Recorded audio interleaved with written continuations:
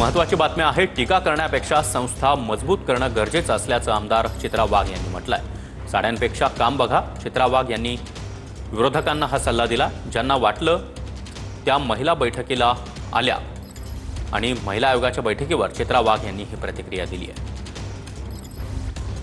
ताई, एकीकडे बैठक झाली, दुसरीकडे रोहिणीताई खडसेंनी पण आता बरीचशी टीका टिप्पणी केली आहे रुपालीताई चाकणकरांवरती आणि राजीनाम्याची तर मागणी केली आहे, पण त्यासोबतच रील्स बनवतात, मेकअप करतात। रश्मिका मंदनांची पण उपमा त्यांना दिली। मेकअप पॉलिटिक्स पर्यंत हे सगळा विषय पोहोचला असं म्हणा। हे अत्यंत दुर्दैवी आहे।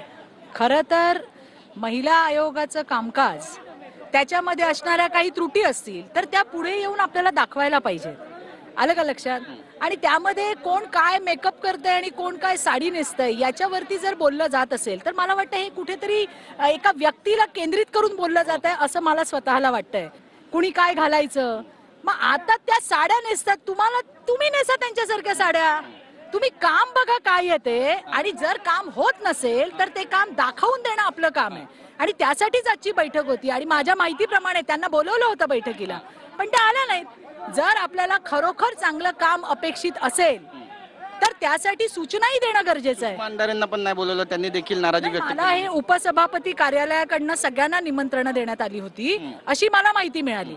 ज्यांना वाटलं की नाही याच्यामध्ये बदल व्हायला पाहिजे, ज्याच्यात काही सूचना असतील ते सगळ्याजणी आलेले आहेत। एक प्रश्न असा अभिव्यक्ती स्वातंत्र्याचे तेच इथे लागू होतात।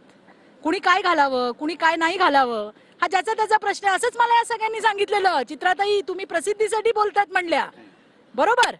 तर मला त्यांना हे सांगायचं, संविधानात लिहिलेलं नाही कुठे की राजकारणात समाजकारणात काम करताना सिल्कची साडी घालायची का कॉटनची घालायची, लिपस्टिक लावायची का नाही लावायची।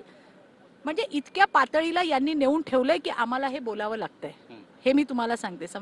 नक्कीच ताई, धन्यवाद आमच्याशी बातचीत केल्याबद्दल। कॅमेरा पर्सन मनीष विचारेसह गिरीश गायकवाड, TV9 मराठी, मुंबई।